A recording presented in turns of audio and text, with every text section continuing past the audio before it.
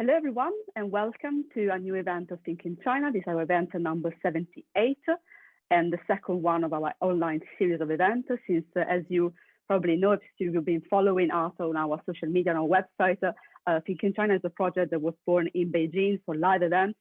But since we cannot be all together in Beijing, we decided to move our activities online just to be able to reach a wider audience, also for international students that are not allowed back to China. For today's event, we decided to focus our attention on China in the Middle East. As you will see on our event list on our website, we've been covering this topic already in the past from different points of view. We had Turkish experts, Iranian experts, Chinese professors, of course, working on the area. And for this particular event, we decided to focus our attention on one single country, that is Israel. And for doing so, we invited two experts with us today.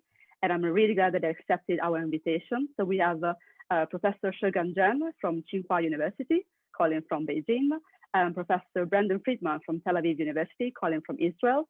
And since I'm not an expert of the topic, I decided to invite also a good friend and colleague of mine, Andrea Griselli from Fudan University, calling from Shanghai. That is also the head of research of the project China Med that I will link in the chat and also will appear in the video later. Here, the website, so that you will be able to check this amazing website for all the data and the analysis that the team is doing for China's presence in the Middle East and in the wider Mediterranean region. So for the structure of the event, we will first have 20 minutes each for the two speakers, and then we will open the floor for the Q&A session. So you can already start writing your question in the chat. We'll be checking them while the speakers are talking.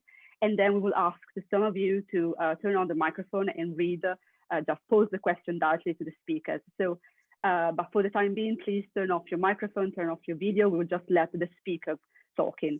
And just as a disclaimer, this video is recorded because it will be then offered on our website, on our YouTube for all of those that were not able to join the live session. So that's why I need all of you to turn off microphone and videos and everything. So without further ado, I'll leave the floor to Professor Shen for the first part about how China is investing, what is like China's relationship with Israel up to now. Thank you so much. Okay, thank you very much. Thanks, Martina, for her work, wonderful work for putting us together. I think this is a very special period of time. And then although personally speaking, I always prefer face-to-face like communication, but I think if we have this kind of like chance to online meetings, online dialogue with my friend Brandon and Andrea, I think it is a good way to share our thoughts on this kind of like topics. So I want to thank Martina for her work on this, and also want to thank Andrea and Brandon. I still like recall that our good old memories, although all not that old, only slightly more than 1 year ago, when we all spent the time in Italy together for the China Med Symposium, when there was no pandemic, there was only very fine restaurants that we share, that we have at the time. So this is a good chance to let us record our connections, and today to talk about our new understanding of the relations between China and Israel, between China and the Middle East, and between China and the Mediterranean region as a whole. Okay, so today I received my assignment, my task from Martina to talk about Chinese perspective, mainly about China's perspective, but China's perception regarding its relations with Israel, the Middle East, and the Mediterranean. So I will, I guess I will have like 20 minutes. So I will divide my talk in basically 4 parts. The first part will talk about the facts and perception, especially from the Chinese side regarding the Sino-Israeli relations.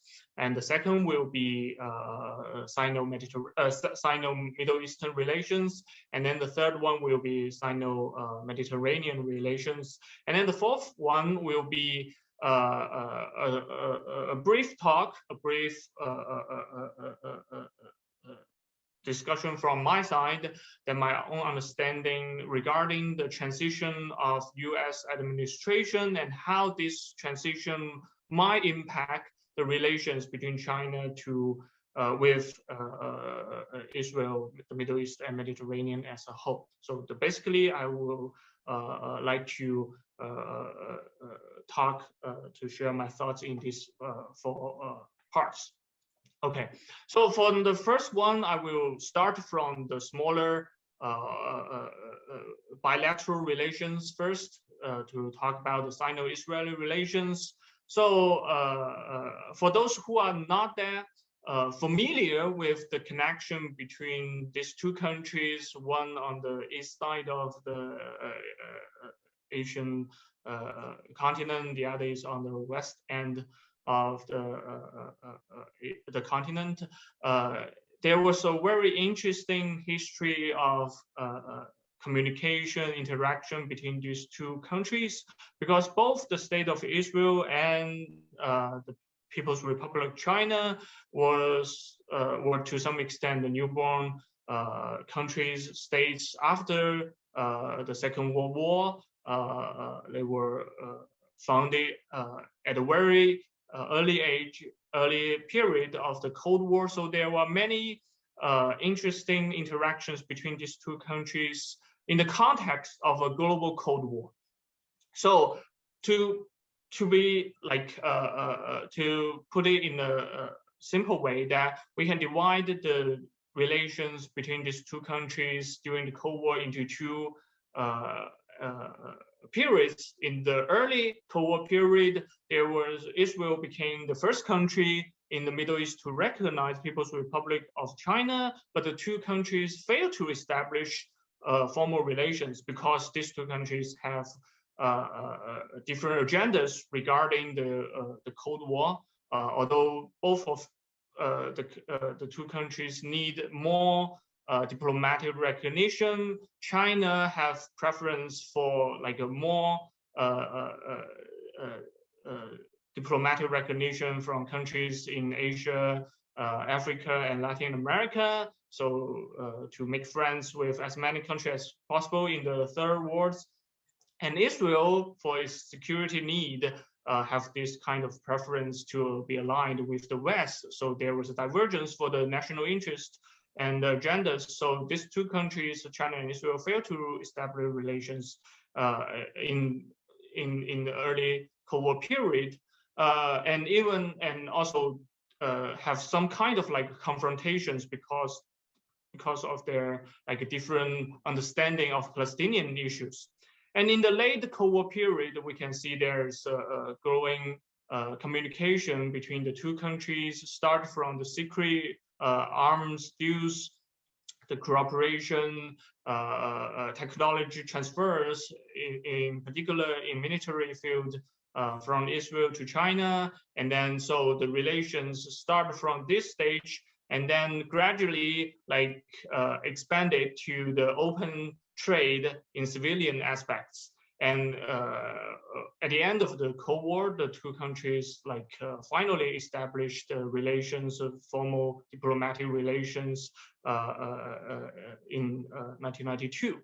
So there were several key features nowadays regarding the relations between these two countries, especially in the last decade until now. The first one is that the Chinese economy and the Israeli economy in the last decade could be arguably having a very strong performance in the last decades. Okay, so they have a very large room for cooperation in many different like aspects, and in fact, not only the central government have the intention to work with each other, but also the local governments have strong interest to work with their counterparts in this regard, especially regarding the trade and the technology. So that is one very important features as for the current relations between China and Israel. So we can see that many governors in China's province or those kind of like important cities. They had delegations to visit Israel in the last decade. They also want to have this kind of like a cooperation, industrial parks in different part of China, and also have different kind of like involvements in different kind of like economic projects in Israel. So both the central government and the local governments have this kind of like intention to improve relations, especially regarding the economy. And that's, I think this is a pretty positive side of the development of bilateral relations in the last decade. And also the two aspect of the key features of Sino-Israeli cooperation is that the first one is about the infrastructure and labor service cooperation.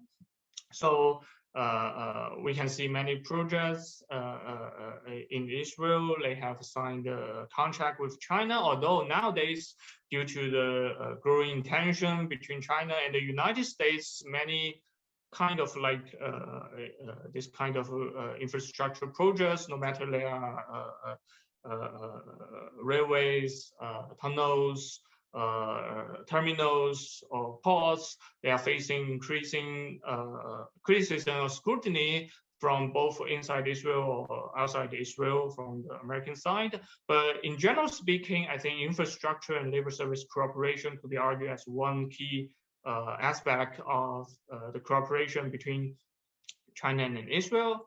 And then the second one is, for many of you, I guess you already heard about it, is the technology, high technology cooperation and the investment of Chinese companies in the startup of those kind of Israeli startups. So the high-tech cooperation is another field of cooperation in the last decade that draws many attentions. So these are the two, I think, the main features of cooperation in the civilian field. As I mentioned before, the military technology has the potential to become one of the very important component in the Sino-Israel relations, and was indeed a very important component in establishing the mutual trust during the Cold War, during the late Cold War period. However, in current circumstances, I think China understand that during the pressure and the scrutiny of the United States, there was not much like room for further military cooperation, arms trade, military technology transfer between the two countries. So I think for now, the main focus of China to invest into its bilateral relations with Israel will be primarily focusing on the civilian side, and in particular on the two fields that I just mentioned. So this is, from my observation, that the current the general picture of the development of Sino-Israeli relations. Okay, and then I will move on to the second part, which is the Sino-Middle Eastern relations. And there are, I think there are growing understanding in China, no matter for academia and also for the general audience. They have a growing knowledge about this region, and they now have more knowledge about the similarity and differences between Israel and other countries in the region. Okay, so I think before 2000 or even before the 2010, if you ask the general public, normal people in China, what do you know about the Middle East? Most people will say that I heard about Arab-Israel conflict, but now they have like even I think at least from the discussion online, we can see that people have much deeper understanding about the origins, about the developments regarding the conflicts and also cooperations between Israel and its neighbors, not just the neighbors, but also the Arab countries in the region. They understand, they have a better understanding about the ongoing conflicts, ongoing distrust between Palestinians and the Israel side.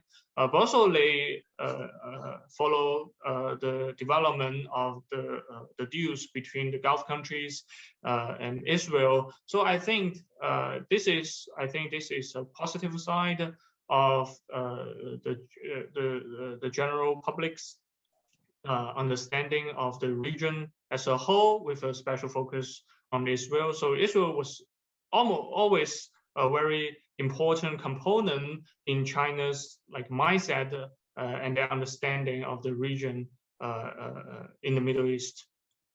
And from my observation, that Middle East is now having a growing importance in the design of overall diplomacy of China for several reasons.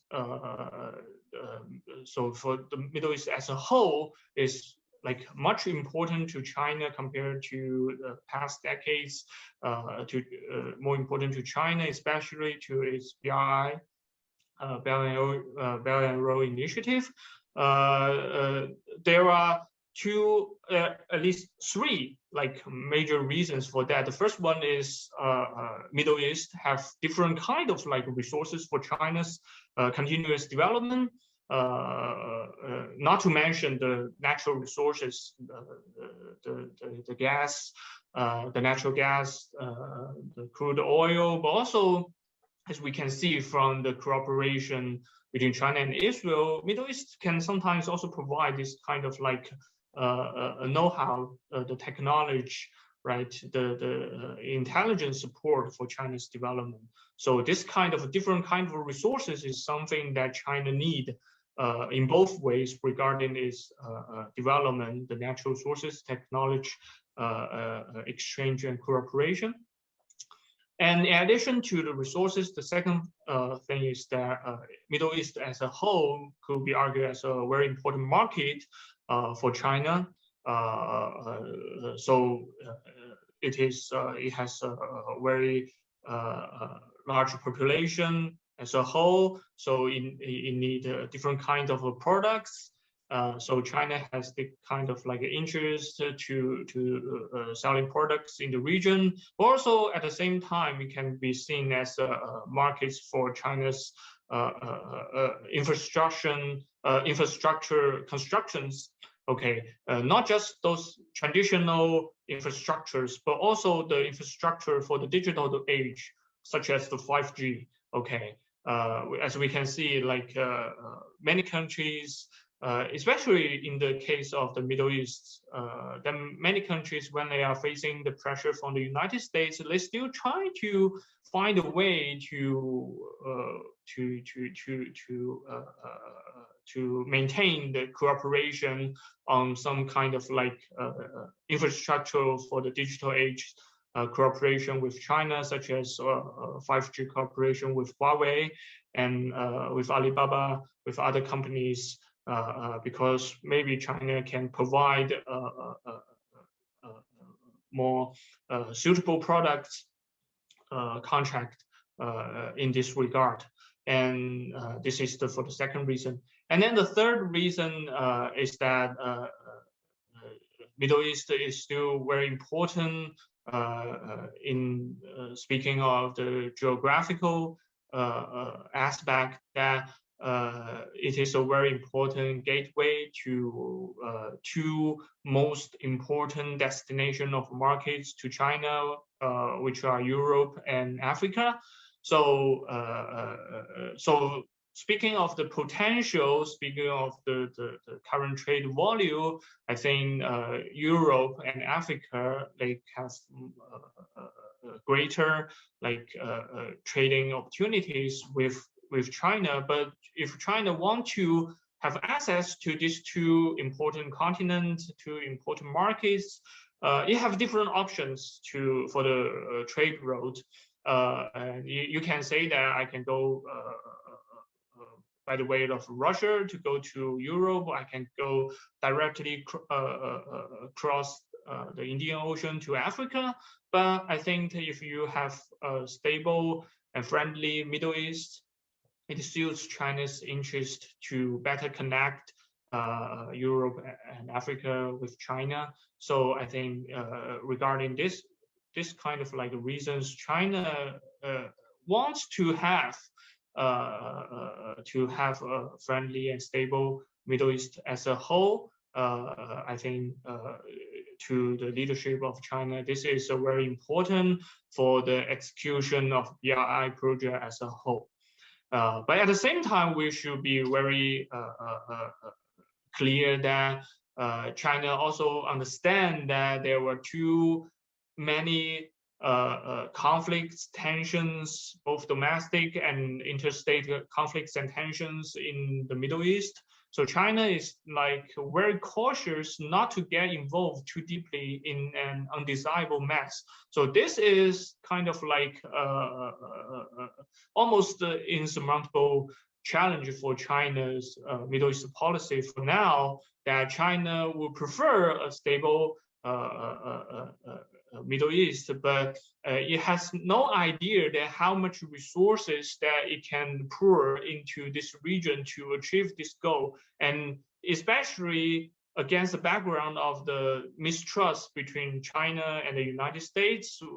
The latter is the key architect of the security architecture of the region. So China has like a very cautious how to move into the region. So this is the second part of my observation, which regards the Sino-Middle Eastern relations. And then the third part, I would briefly talk about from the Chinese perspective about its understanding of the Mediterranean, the so-called Sino-Mediterranean relations. So during the last decades, for several decades, Beijing didn't like regard the Mediterranean as a unified region. So for many years, it never formulated a holistic plan to interact with these areas.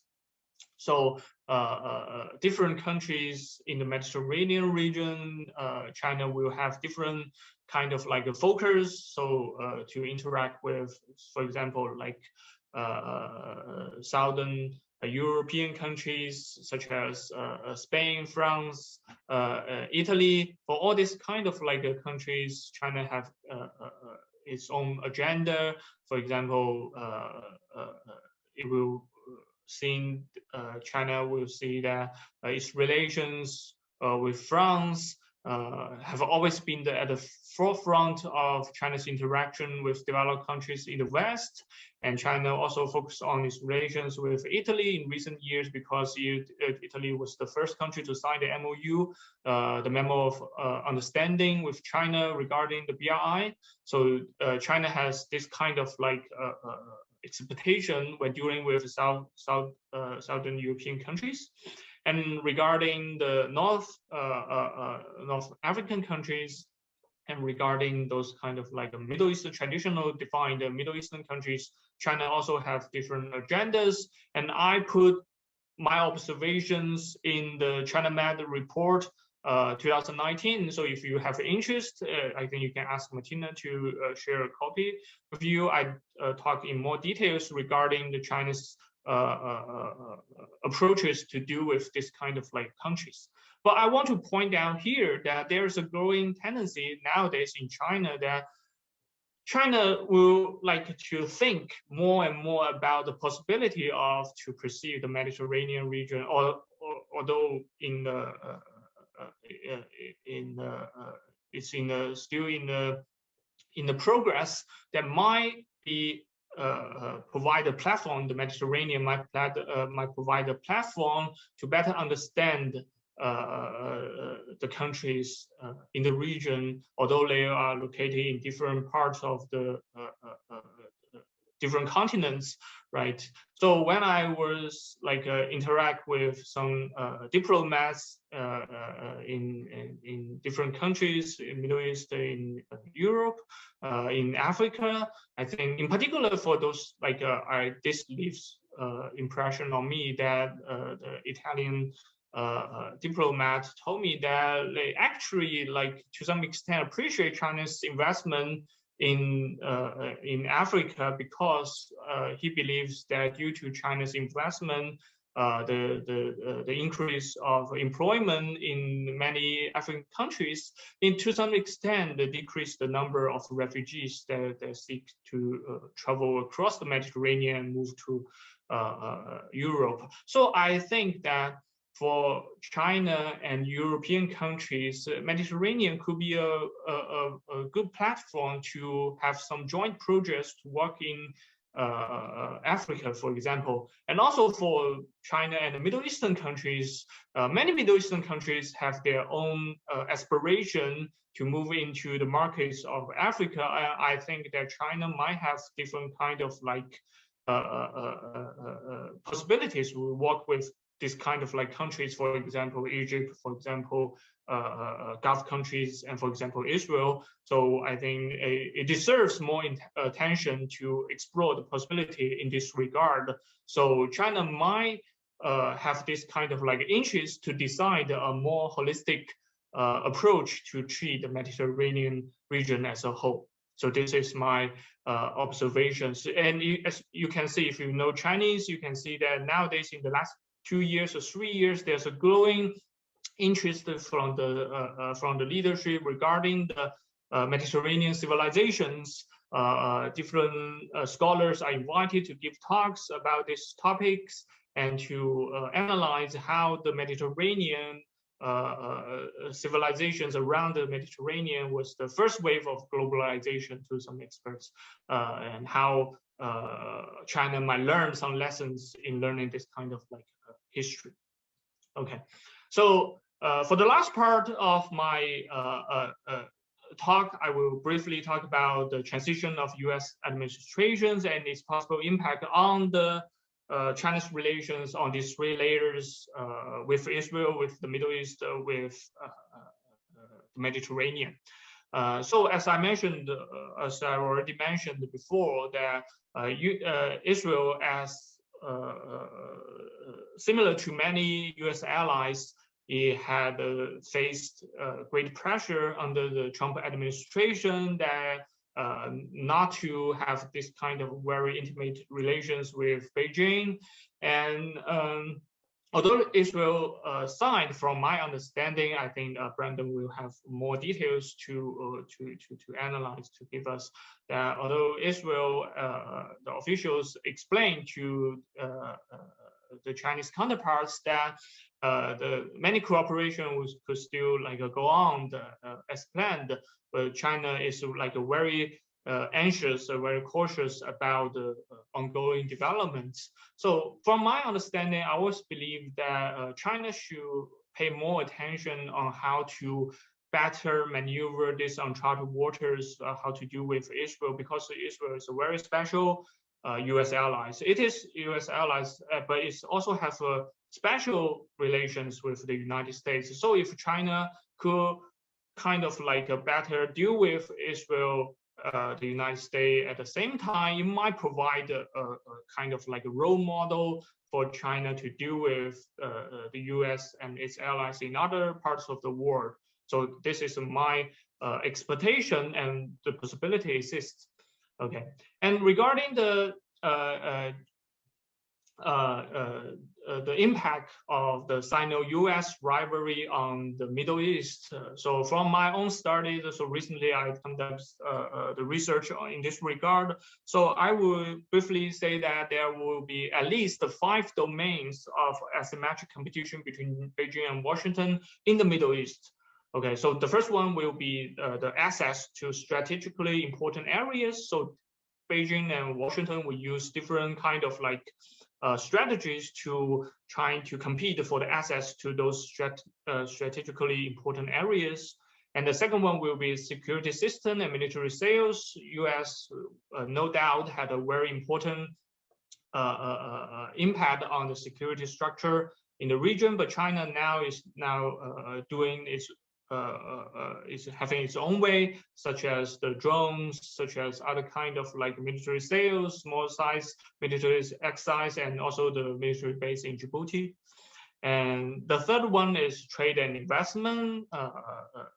China has an upper hand in this regard, but the United States is also like, at least during the Trump administration, trying its best to at least to slow down the pace. And the fourth one is, I already mentioned, is about the high technology for the digital age, not just between China and Israel, but also between China and other countries in the region. And the last one is regarding the soft power, because both China and the United States are conducting this so-called public diplomacy in the region to compete for the to have an upper hand in this narrative war, especially as we can see very clearly after the pandemic broke out.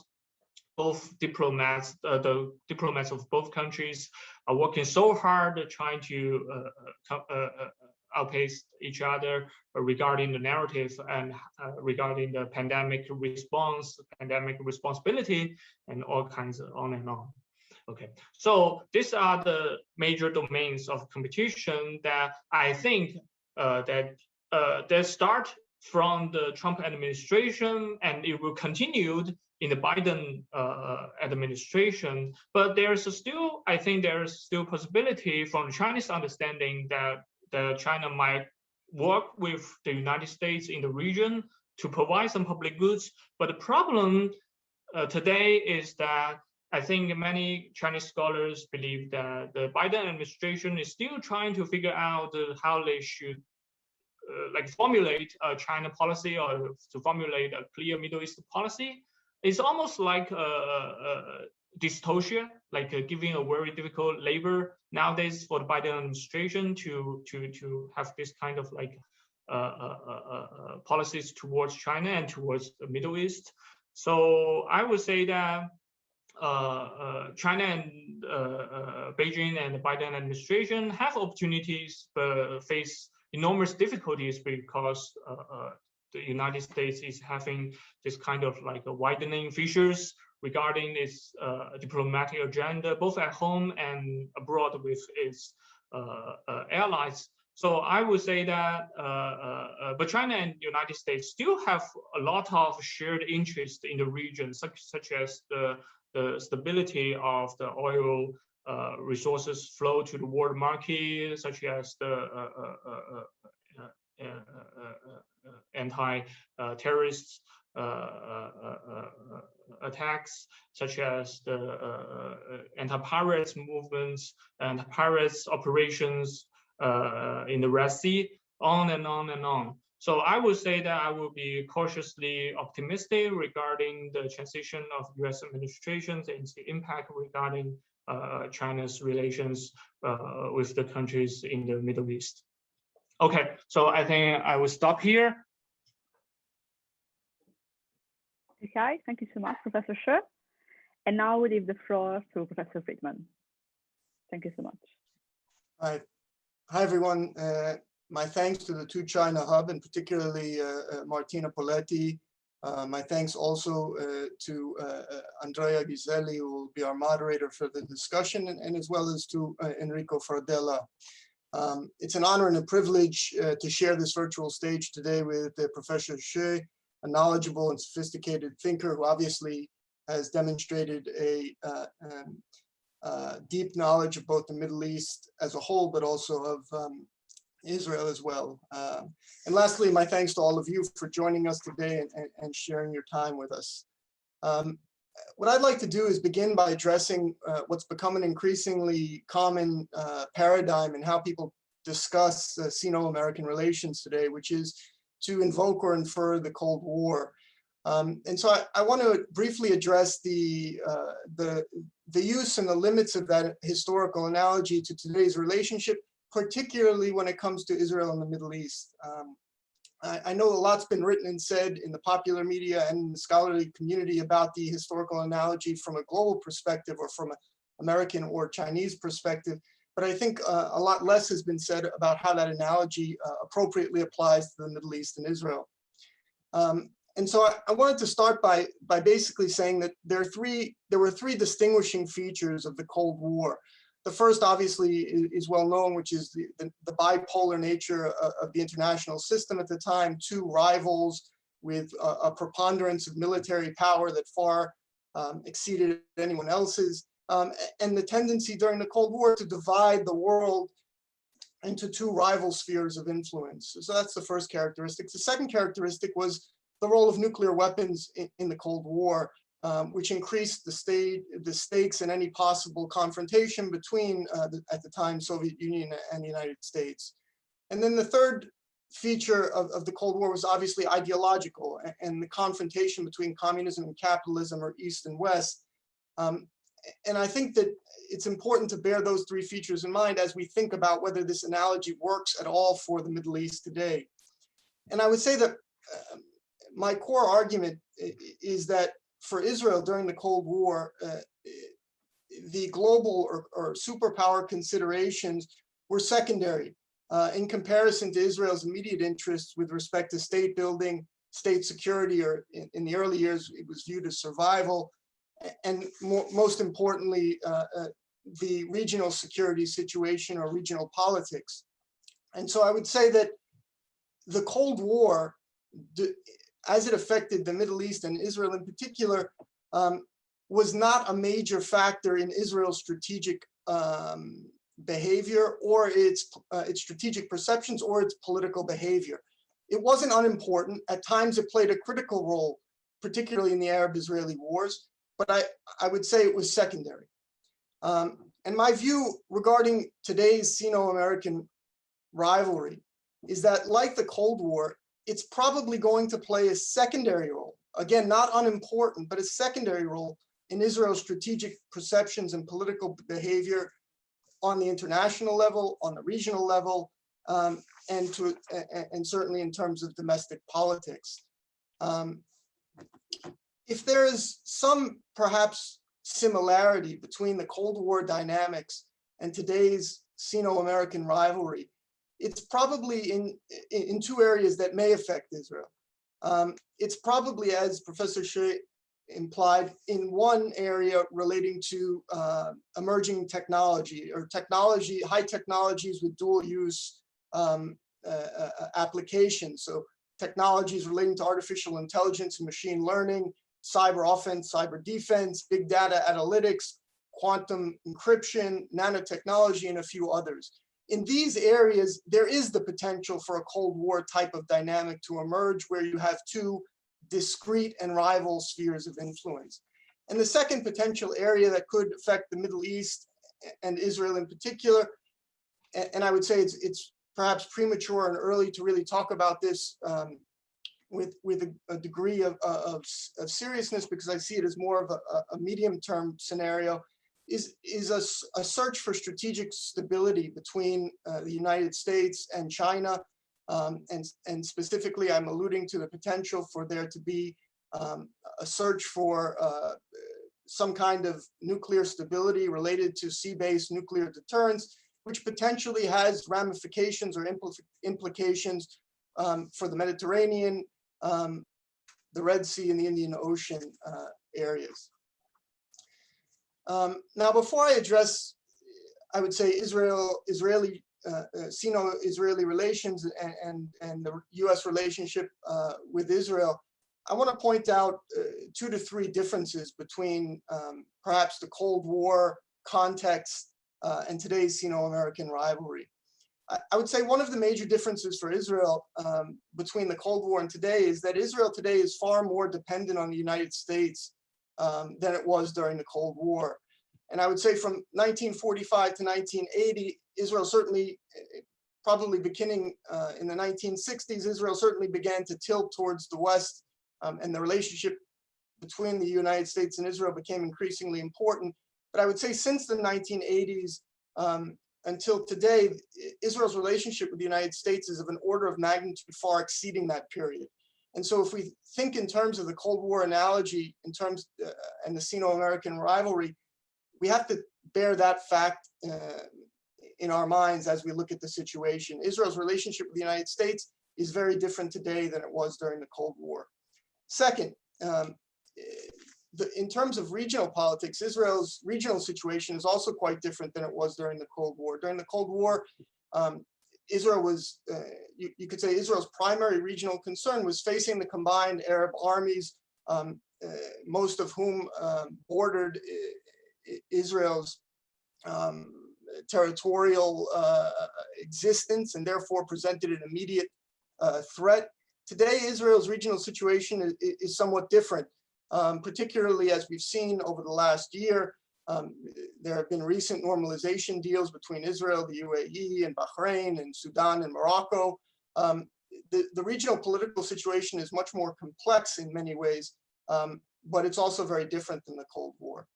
And the third fact is that Israel's economy today is much more integrated into the global economy, and therefore Israel's economic relationship with China matters in important ways that have already been alluded to, and I'll perhaps expand on them a little bit. And so that factor also has to be taken into account, that Israel's economy today is far different than what Israel's economy was for its first 40 to 50 years of its existence. And so those three mitigating factors are also important to bear in mind when we think about the relevancy of the Cold War analogy to Israel and the Middle East. Now, I want to talk about potentially how the Sino-American rivalry today affects Israel at the international, regional, and domestic levels. At the international level, I think it's hard to escape the fact that Israel's relationship with the United States is not only special, but extraordinary. The US is Israel's largest trading partner. Israel was the first country to enjoy a free trade agreement with the United States, which started in 1985.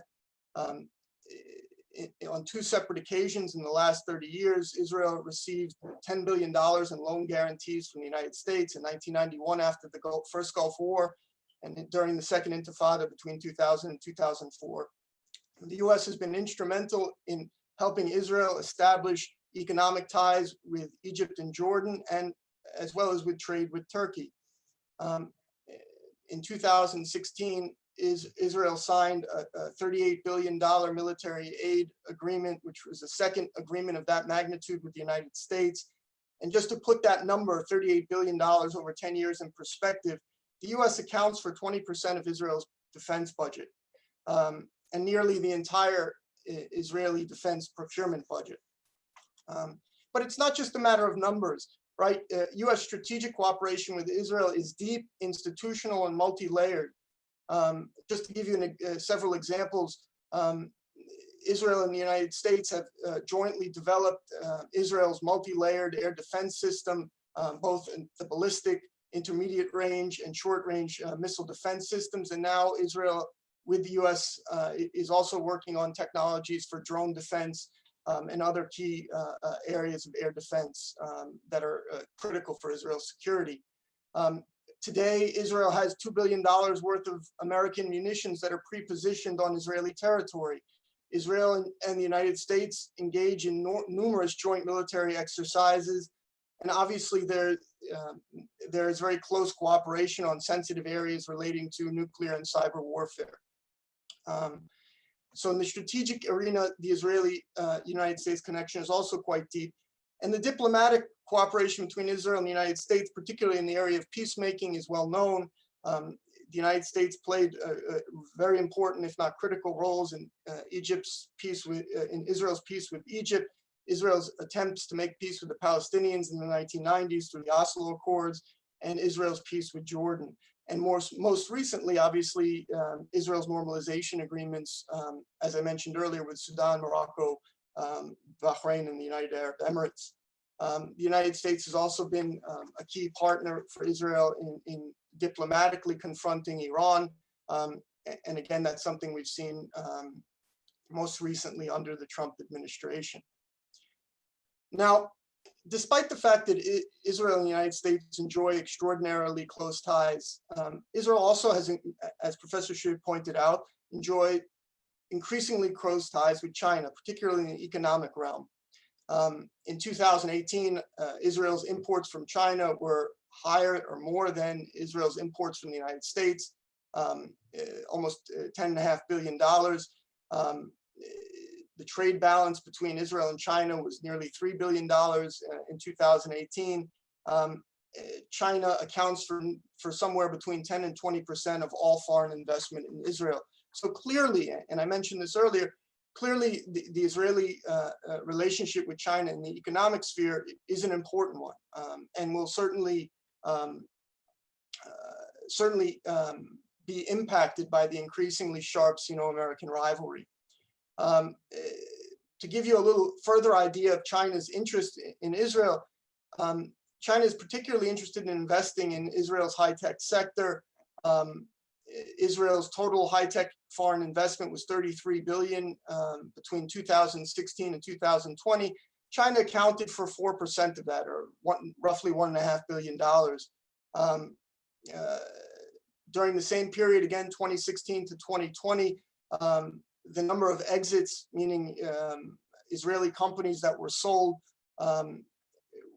there were $73 billion worth of Israeli high-tech exits in that 4-year period. 8% were sold to Chinese companies, roughly 6.2 billion.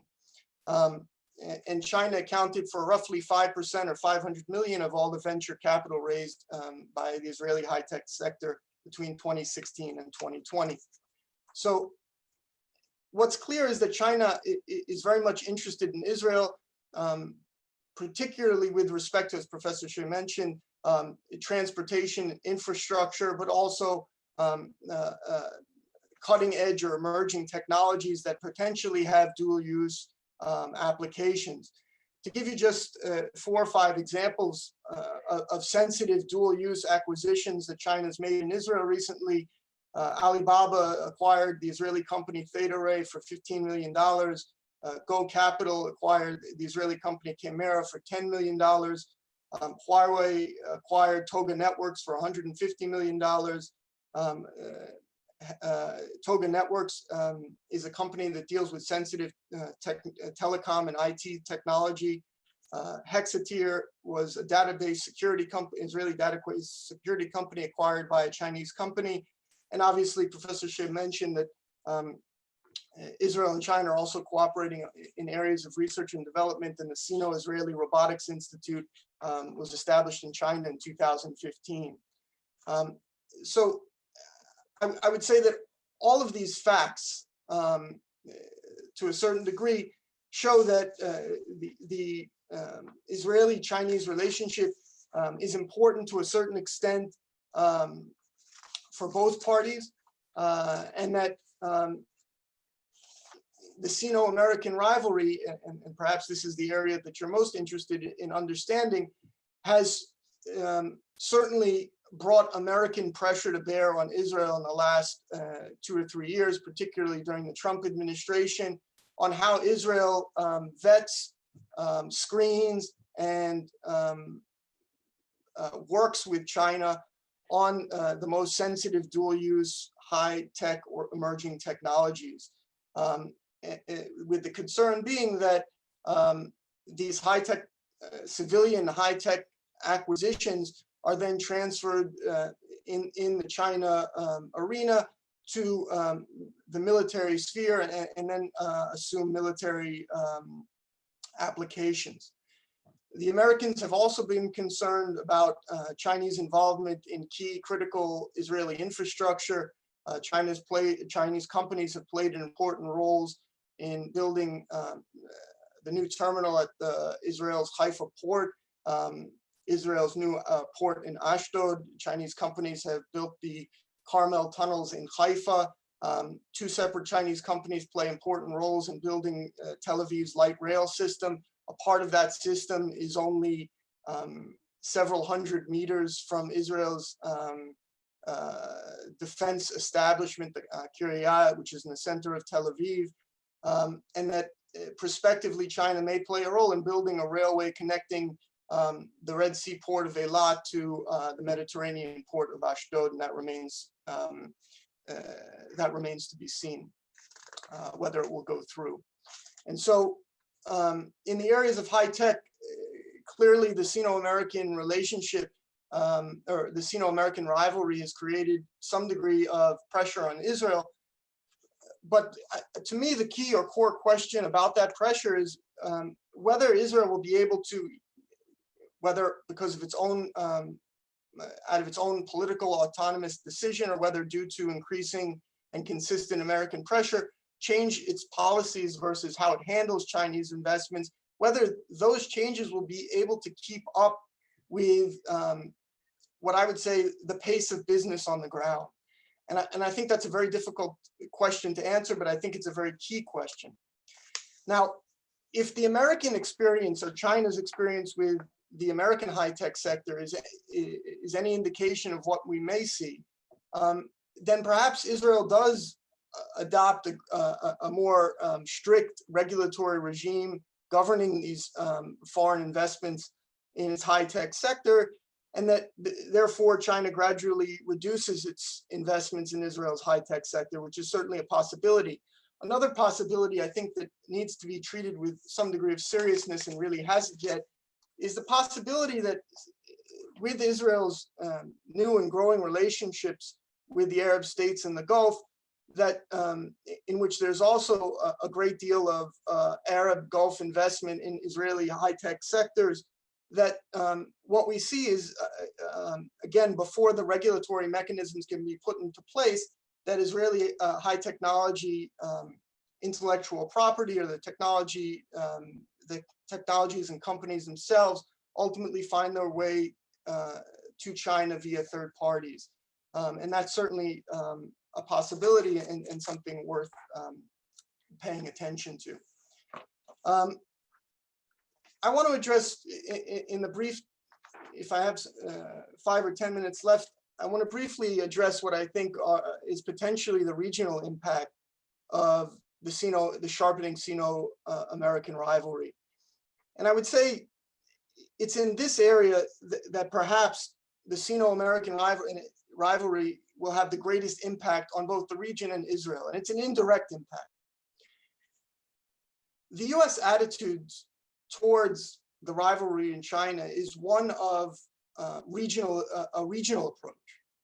And therefore, one of the things we've heard consistently from the United States over the last 10 years is that the US needs to downsize its commitments to the Middle East so it can focus its political, diplomatic, military resources more in Asia, Asia-Pacific, Indo-Pacific, whatever your term of choice might be. And so that framing of the issue from a US perspective suggests that that the competition with China is not global, that the Middle East is somehow being downgraded in the eyes of American policymakers. And again, we don't know, in fact, how it's going to play out on the ground, and it may be too early to say, but it certainly seems that the Biden administration appears to want to make good on the 10 years of discussion about reducing America's military presence in the Middle East in order to commit greater American military resources elsewhere, and presumably that means Asia. And so this will have an effect, and already has had an effect, I would argue, on the regional politics of the Middle East. And if I had to put my finger on one area in which the sharpening Sino-American rivalry may, in the short term, have the greatest impact on the Middle East, it's that aspect, the secondary aspect of the fact that American attention will be so focused on, to a certain degree, Asia and the Indo-Pacific, that to a certain degree, the Middle East receives less policy focus. There are two potential aspects of the consequence. One aspect is that this leaves greater room for regional actors to project their power, which potentially increases the likelihood of conflict. The second potential indirect effect is that because the US appears to be, if you will, devoting more and more resources to Asia, that perhaps this leaves open a window of opportunity for China to engage at a deeper level than it has to date in the Middle East. And I would say that both of those dynamics are worth paying attention to in the future. So I mentioned the two areas in which the Cold War analogy potentially has use with respect to the Middle East. One is, I think that there is the potential with China's ambition to create a digital Silk Road, which includes fiber optic wireless and satellite communication that covers the Middle East region, that what we see emerge in the Middle East are two distinct technological spheres. One that appears connected and dedicated to the Chinese digital Silk Road ambition or model or vision, and one that seems more connected to what I would say is the OECD vision or model for technological relations. And so I think in the areas of these key emerging digital infrastructure, there is a potential that we can see a Cold War type of dynamic with two distinct rival spheres of technological influence.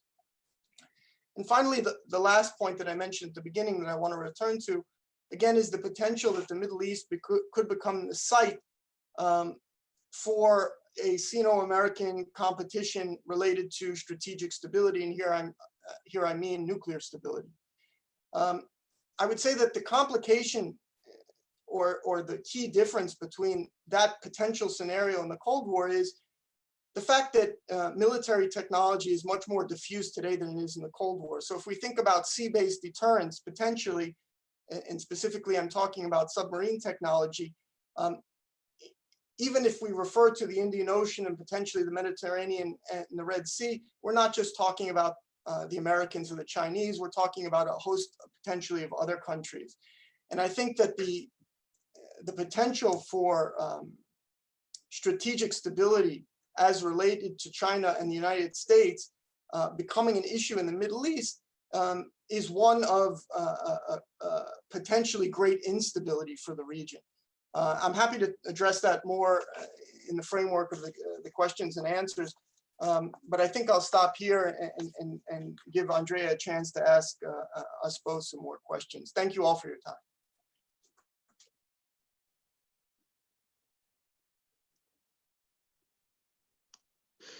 Okay, thank you both, Professor She and Professor Friedman, for the very insightful and comprehensive presentations. I have to say, generally speaking, I agree with pretty much everything you said about both China being interested in stability in the region, but also doubts about how to do it, as well as the uncertainties that come with a new administration, and but at the same time the sort of the continuity in the substance of the, or at least in the importance of the relations with Israel, the United States for Israel vis-a-vis those with China, despite the growing Chinese involvement and importance in Israeli economy. So I actually I decided to use my special position to, before leaving the floor to the audience, actually to ask one question to each of the two speakers on issues that I believe are very important, but probably there was not much time to mention them, or at least to explore them a bit more in depth during your presentations. So I would start, I asked both questions, and then we can have Professor She going first, and then Professor Friedman following. So the first one, the first question for Professor She is about the situation in Palestine. That's a very important issue historically, is one of the first diplomatic and political ties between China and the Middle East. And my impression is, following the Chinese debate on the situation in the Middle East, is that Chinese scholars seem quite acknowledge, are aware of the fact that the confrontation between the state of Israel and the Palestinians has somehow became an increasingly marginal issue in the regional politics. And it seems to me that there is some uncertainty, there's some doubts about how to how to deal with this issue. Should China, just put it aside, or should probably China continue to bring it on in international forum? So my question for you is, what do you think will be China's approach to the Palestinians as the region continues to evolve, as we see great power politics returning at the very center of the region. The second question, which is of course for Professor Friedman, is more about Israeli domestic politics, actually. You mentioned, of course, the impact of American pressure, and of course not just pressure, but also American support for Israel in very important moments of Israeli history. At the same time, the importance of, or at least the growing size of Chinese economic engagement with Israel in a few, of course, particular sectors. What I understand is that usually, again, this comes from the research that we did, that we do at the ChinaMed project, looking also at the Israeli debate. Sometimes there are voices that are pretty much pro-engagement, especially in economic terms. Others instead that tends to securitize the economic ties with China because of, they might prompt negative reactions from Washington. As I said, that maybe some transfer that happens, of course, completely legally through cooperation with China might actually ended up benefiting Iran.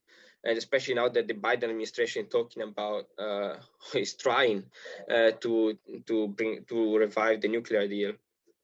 So, and at the same time, against this kind of external background, what we see at the moment seems to be like the end of the Netanyahu era, with the new elections, I believe, coming up in March, the corruption trial being held at the moment. So, do you think that the potential change in the political landscape in Israel will also be, a pivotal moment in how Israel approaches relations with China?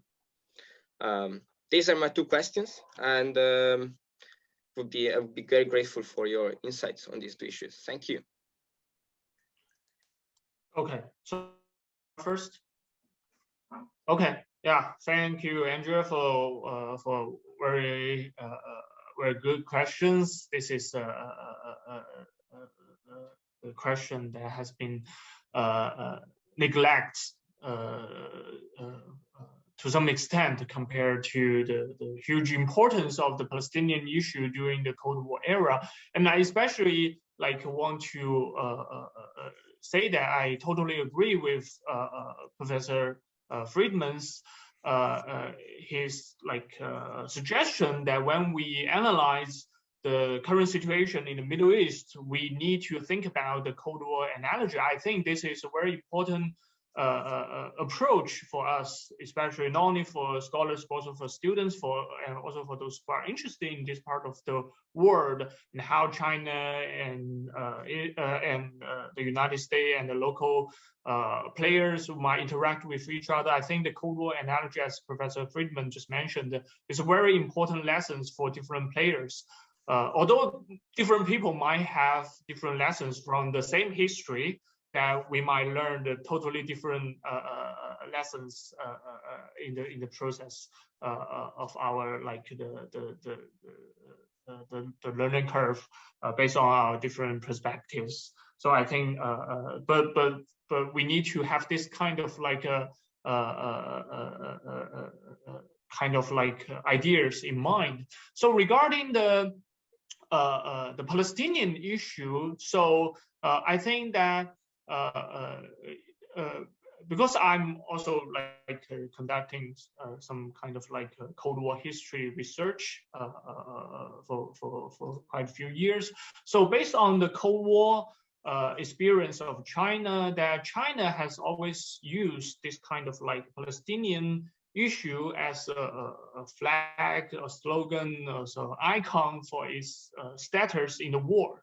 So it's to attract this kind of a political capital that can win the friendship of the Arab countries, but also to demonstrate itself as the only genuine patron of the national liberation movements in the war, in its competition for the third world leadership against the Soviet Union. So for many years, the Palestinian issue is a tool for China to demonstrate its position, to demonstrate its ideology in the world arena, no matter in its, as I mentioned, in its competition with the Soviet Union after the Sino-Soviet split, or in its so-called honeymoon with the United States. China also adopts some kind of like keep a distance with the US policies towards the region to show that I'm conducting, for example, in the 1980s, that we are conducting, although we have a much better relations with the United States now, we still have our independent foreign policies, so we are still have our own agendas, our own understanding of the world. So Palestinian issue in this regard has been used by the Chinese side. So regarding the current situation, I would say that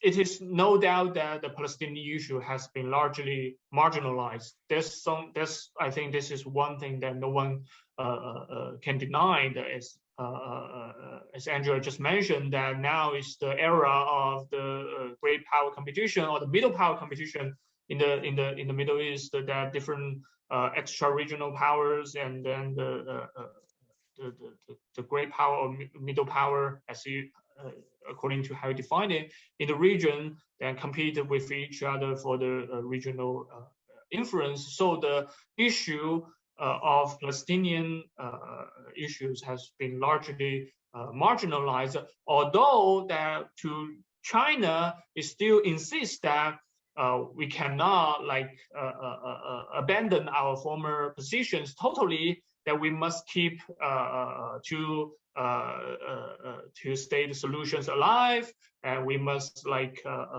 solve this problem according to the national rights of all the parties. We must like face squarely to the core of the Palestinian people.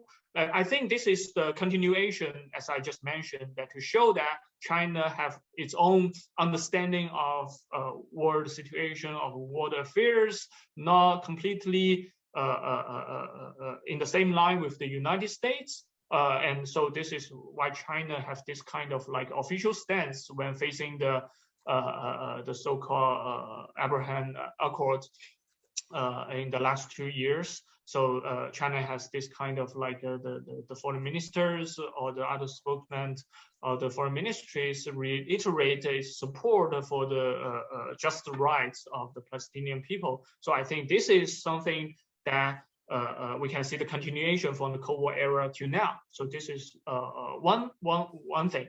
And the second thing is that I to my understanding and to my expectation, I think that there is opportunity that that China can use this issue to work with Israel and the United States.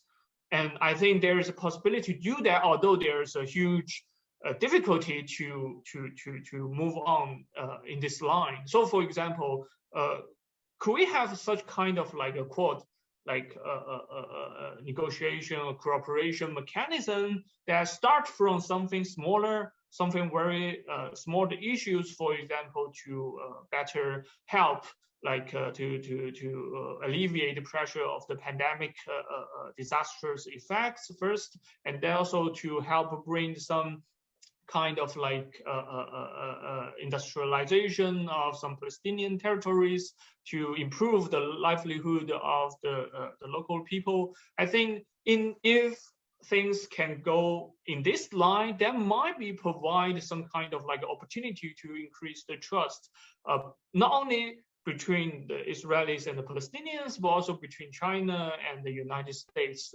Maybe there is a kind of like possibility in this line to use Palestinian issues to better foster understandings among different parties. So I think we all know that that now the focus of the U.S. new administration is on the Iran nuclear deal, on the Iran issues, and there's a rumor or there is some kind of like news that United States also want to bring the China on the table to help solve these problems.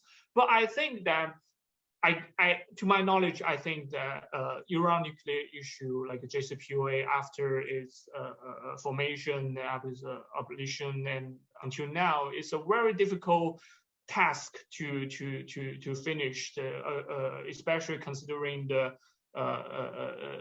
objection of U.S. local allies in the region. So I don't think China can play a very important role in this regard. But in contrast, maybe other so-called marginalized issue could be the starting point to reconstruct the trust between the two great powers, but also among the local powers in the region. So this is my my thought. Thank you. Thank you. Professor Friedman. All right. Regarding Israeli domestic politics, first of all, I wouldn't count Prime Minister Netanyahu out quite yet. If there's one thing I've learned in the last decade, it's to be very careful about pronouncing the end of the Netanyahu era. But I think more specific to your question, I can't emphasize this point enough that apart from very specific interest groups domestically, and I'll explain what I mean in a minute, I don't think that the Sino-American rivalry is at the forefront of, I would say, Israeli political elites' minds, the way it is in other parts of the world. And this is why I think it's important, where I think the Cold War analogy does help, because similar to the Cold War in the Middle East, the Cold War was secondary to regional conflicts and considerations throughout the Cold War. I mean, the Cold War is something that went on certainly in the Middle East, played an important and sometimes critical and crucial role, but it was, in terms of the regional actors, was always something in the background. And I think, I realize that I'm an area expert speaking to an audience of people who are mostly focused on issues relating to China at the global level. But from the regional level, this issue is not is not viewed with the same urgency and anxiety that it is apparently in parts of the West and perhaps in parts of Asia today. And so if your question is, how does a potential political change in Israel, a new government that's not a Netanyahu government, stand to impact Israel's policies towards China or towards the Sino-American rivalry? I would say that in the immediate aftermath of any change in government, that there's likely to be little dramatic change, okay? And that the change that does happen in terms of Israel's relationship with China will largely come not from the political elites, but from forces more of what I would say the ground up. And so if you look, Andrea, in your question, you said in Israel, you have sort of pro-engagement camp and more of a securitization camp. Basically, what you're talking about are business people with a vested interest in doing business with China, who obviously want to see that continue. And the security types who are responsible for security issues or have been responsible for security issues in the past. But they mainly seem, by the way, the China threat, if you will, and I don't even know if that's the proper way of referring to it, as mainly impacting the regional question, which is Iran, and that's been suggested by several people. They don't view China as a direct threat, the way perhaps some countries in the West do. And so, to my mind, there may be very important changes in how Israel deals with China, specifically because of the relationship with the United States. At the political level, the issue is simply not seen with the same urgency that it's seen in most parts of the West. And I think that's the core point to be taken away from my comments today. I'll stop there. Thank you. Yeah, just to be clear before opening the floor to the audience, I didn't want to say that kind of the securitization camp in Israel looks at China as a threat, but more like what's the impact of China's, of closer relations with China on the relations with the United States, or more like China's engagement with Israel and with also other countries in the region, such as Iran.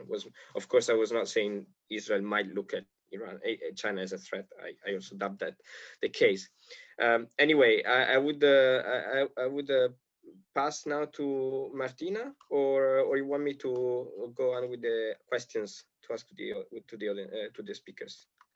Up to you. If you have another round of questions, and then we move to the. I think we can move to the audience. Then I read the questions that we collected here in the chat. So I think most of the questions do not really specify who's the target. Yeah, so my idea is to be to ask to the person who wrote the question to turn on the microphone and ask directly, so we also know exactly who they wanted to talk. So we can start with Natasha, that is the first one that actually wrote the question.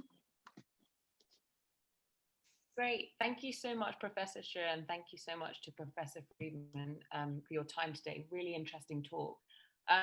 My question to both of you actually is, what do you think is the most important variable that implicates Sino-Israeli relations at the moment? Is it the US's position in the Middle East at the time? And we saw a lot of that implicating relationships last year, I guess. Or is it linked to other relations with Middle Eastern neighbors? Or do you think it's something else?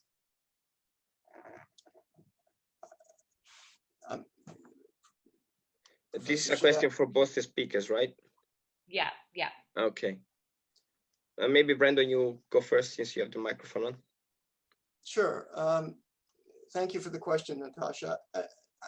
First of all, as a historian by training, I'm always reluctant to put my finger on one single variable, but because I think that the relationship is affected by equally in many respects by several different factors. But to give you an answer and a fair one, I'll say that obviously in the immediate term, particularly during the Trump administration, it was American pressure that was the greatest variable on Sino-American relations at the time.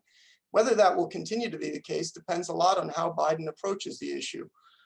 There were reports in the Israeli press that at the end of the Trump administration, there was even a request to have the US Coast Guard inspect the new terminal at the Haifa port that's being built by a Chinese company or being operated by a Chinese company, and that Israel declined.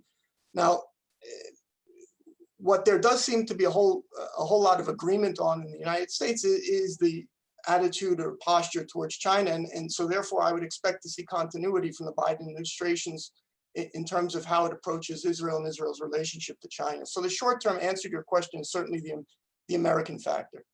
But that could change. And obviously, I see a question on chat, and I think there have been a lot of, you could say, rumors, and I would be very careful about even giving it rumors status, that China and Iran are on the cusp of a major economic relationship. And I tend to think that's more Iranian disinformation than anything else. But certainly the potential for, if there's a return to the Iranian nuclear deal and a thaw in American sanctions on Iran, that the Chinese-Iranian economic relationships grow, and that could give Israel cause for concern. And that may also affect Israel's relationship with China. But again, it may affect it in ways that I would say are ripple effects rather than sea changes in the nature of the relationship.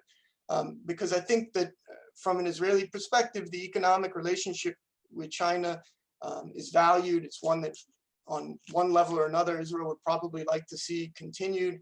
And I think that the sense is, if it could be managed without directly harming Israel's national security, that Israel would like to try to manage it as well as any tension it causes with the United States. Okay, Professor Xu. Okay, yeah, I basically agree with Professor Friedman's answer. The short answer for who they asked the question is that the U.S. position might be has the possibility to become the most important variables to impact the Sino-Israeli relations. This is because that if we take a look at the domestic the leadership of different countries in the region or in this kind of like great powers in or extra regional powers. So we can see that there is almost consistency or the predictable patterns or preference in many of the countries, including Israel, including China, including maybe there's some kind of like a possibility for change in Iran, but it's a slight chance. So, but according to my understanding, for example, no matter who is in the office of the as the Prime Minister of Israel, he will or she will like favor better, more beneficial economic relations with China. He or she will still have like strong belief in the special relations with the US. So that won't change no matter who's in charge of Israel. And according to China, as I mentioned before, that China will always try to bring about the result of a stable Middle East that the Chinese can still make business to do the business with all the partners across the region, but at the same time, China will still be very cautious, like to get too deeply involved in the region. So these are pretty predictable in the foreseeable futures, all this kind of like political developments. But according to our like lessons during the Trump era, we can see that the United States might be the source of unpredictability, right? So now the Biden administration is still trying to figure out how it should deal with China, how it should deal with Iran, how it should deal with its allies around the world. Although he already mentions many beautiful words, many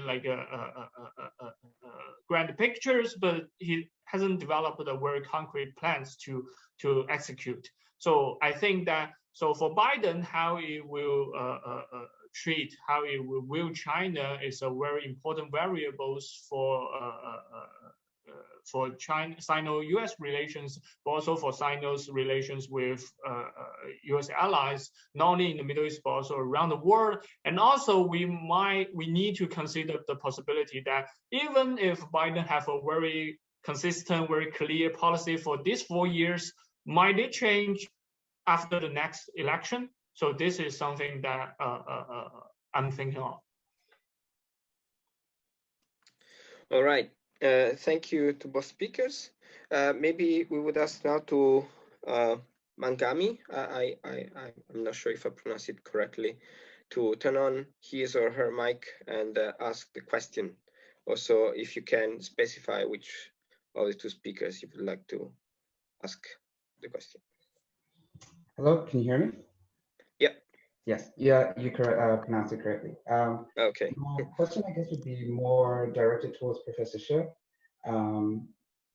particularly because I have been a student, so I'm really curious to see how he interprets this question. Because Professor Friedman mentioned how it's mostly an economic interest for Israel when it comes to China. So my question then would be, because China plays both sides a lot, and it has a strong relationship with Iran, and has a non-interference policy, which might extend to the whole sort of Shiite crescent. How long is that not going to be a hurdle for Israel? Do you think Israel will eventually see China as pushing some sort of threat towards it? Thank you. Professor, shall we collect more questions in a row? Sure, sure. Yeah. Then I will also ask to Maria to ask a question and specify which one of the speakers is your target.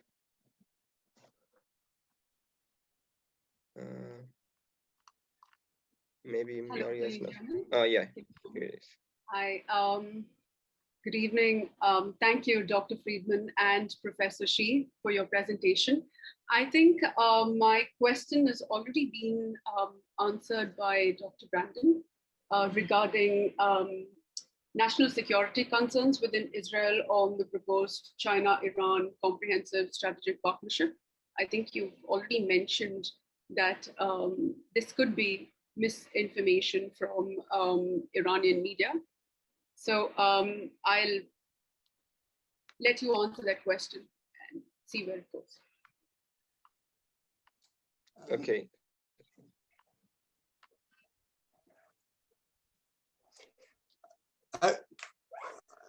I think both questions related to Iran, so I'll take a stab at addressing them both to a certain degree.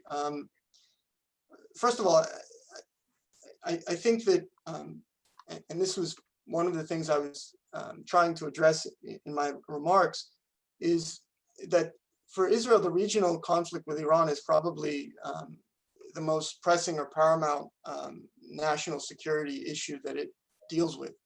And it's a multidimensional issue in the sense that Israel is concerned not just with Iran's nuclear program, but Iran's regional engagement, not just in Syria, Iraq, and Lebanon, but also in the Palestinian territories and in Yemen. And Israel is also obviously very much concerned about Iran's ongoing efforts to improve its conventional military capabilities, both in areas relating to missile technology, which we saw in September 2019 with its cruise, what was reported to be by the UN, its cruise missile strike and drone strikes on Saudi Arabia, and the potential for Iran to be able to develop real capabilities in areas relating to artificial intelligence, machine learning, big data analytics, and quantum encryption. I would say all of those issues, and perhaps lastly and most generally, is obviously, Iran has been operating for basically since the inception of the Islamic Republic under very tough economic sanctions. And so any change in that status that would allow the Iranian economy to rapidly grow and increase Iran's economic base it would also be of concern to Israel. And so I think the bottom line answer from all of this is the question of how the Sino-American dynamics affect Israel's confrontation, ongoing war, and conflict with Iran is probably the most important issue from an Israeli perspective. Now, there's a lot of what we know about China's relationship with Iran explicitly. There's a lot that we don't know. And so, or that's not a matter of the public domain. And so I would say that Israel would like to maintain its economic partnership with China. We've discussed this at length. The question is whether from an Israeli perspective, it can continue to balance that relationship with whatever Iran becomes in the next few years. And obviously, any potential change in the relationship between China and Iran. And so I think that is an important issue. There are no clear answers today about what it will be in the future. But I would say that if you look at this from an Israeli establishment perspective, certainly the question of Iran is the critical issue. Okay, Professor Shi, to the previous question. Okay, so regarding this, I think these two questions have all have the focus on Sino-Iranian relations, and I think that Israel has good reasons to raise its concerns about the development of Sino-Iranian relations. I think that during those kind of secret negotiations before the establishment of diplomatic relations that China and Israel had during the 1980s and early 1990s, Israel raised many times about its concern that China sold a large volume of arms to Iran during the Iran-Iraq war. So Israel raised this kind of a concern to Chinese already back then. And I guess that in the last 2 decades or in the last 3 decades since the formation of diplomatic relations, the Israeli side has no reason to stop like asking about for clearance from the Chinese side of the development in both the political development, also the any possible technology in military field. So I think this is for one thing. But I think the on the other aspect that I think that China now has its own limits in working with Iran. So I think this is also something that Israel knows well. That China is not a very like the traditional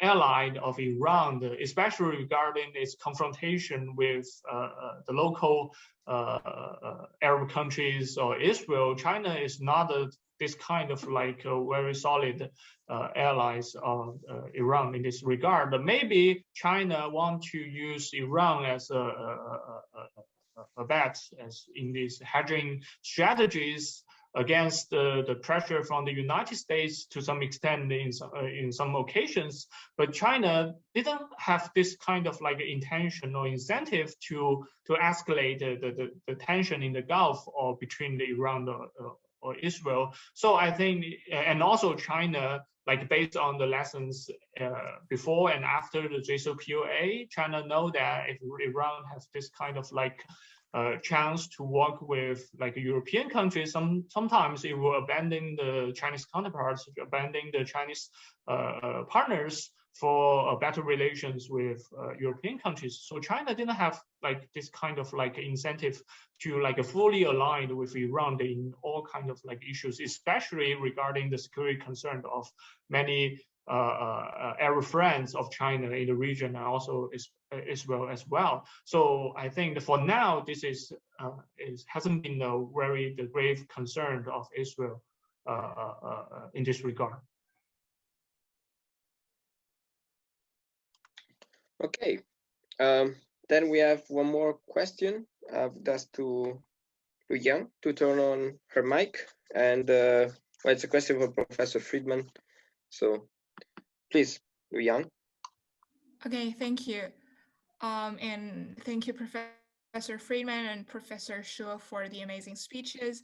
My question is for Professor Friedman, and my question is, why do you think that Israel has refused an American request to inspect the new Chinese-built Haifa port?